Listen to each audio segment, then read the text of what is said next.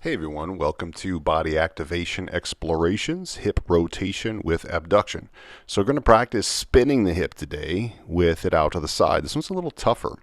So our journaling process, once again, what do you currently feel? It doesn't necessarily have to be in your hip. Accurately describe how you feel and relate that to how you move. Really simple process. All these should be pain-free with no cramping in these positions, and move at a controlled pace, about 3 seconds a spin. We're going to do 6 to 12 times per side, and again, all of them should be pain-free. You're going to find a comfortable position that is the most difficult to control, and we're going to build an exercise off of that. This one you're going to want a little bit higher stool to hold on to, and I choose to have both hands to hold on to. You can use the wall for this. A wall works really well. It's really simple. So we're going to bring the leg out to the side and we're just going to practice spinning it. Now, you're going to tilt a little bit on this one. So only bring the leg out as far as you can control the hip. And see how I'm just spinning the hip, but it's also kind of moving out and in. Just keep track of it. See how it differs from one side to the next so that you can at least see how easy it is to control. Because that's exactly what we're doing. We're looking at the comparison of one side to the other. And even though they may not be symmetrical, which is fine, you just want to make sure that they feel good, they feel like you can control it, and there aren't any positions that you're skipping over with momentum. Just keep it nice and controlled and easy. From here, I'm going to put the stool to the side and we're going to go to our backs. I'm going to use the table for this one, the massage therapy table. You can use a bed or you can go on the ground for this one. Make it simple. And I bring the leg out to the side, and because my foot's off the edge, it's really easy to spin my right leg on this one.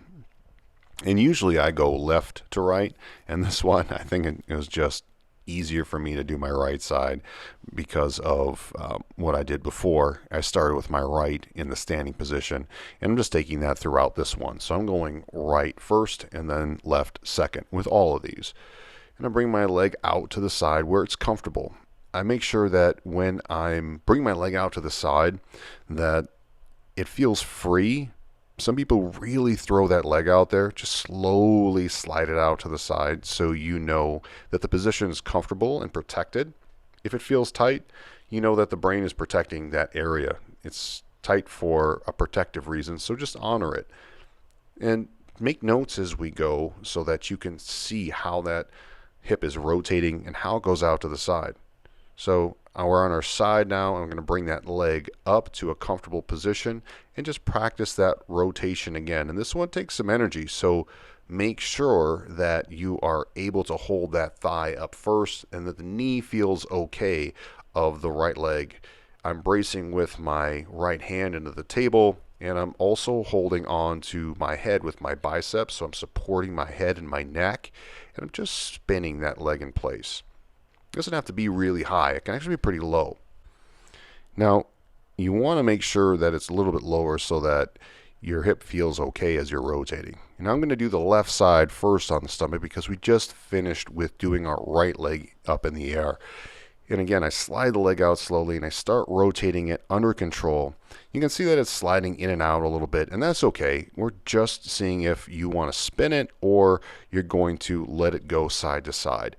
Now I'm going to bring the right leg out under control, and I'm going to do the same thing, just lightly spinning it in and out. Make it smooth.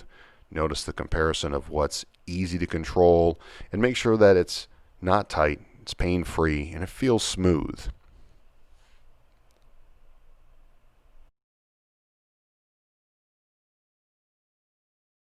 Now the last position that we're going to go to is going to be on our right hip.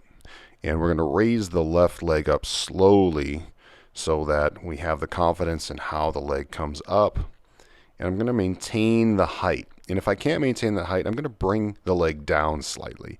You could even explore the different ranges. I'd rather start out lower and gradually bring it higher than start really high and feel like your hip is cramping or a little bit in pain. So I'm just going to stay at one particular height and practice spinning it rather than raising it and lowering. And I'm spinning through my heel rather than the ball of the foot.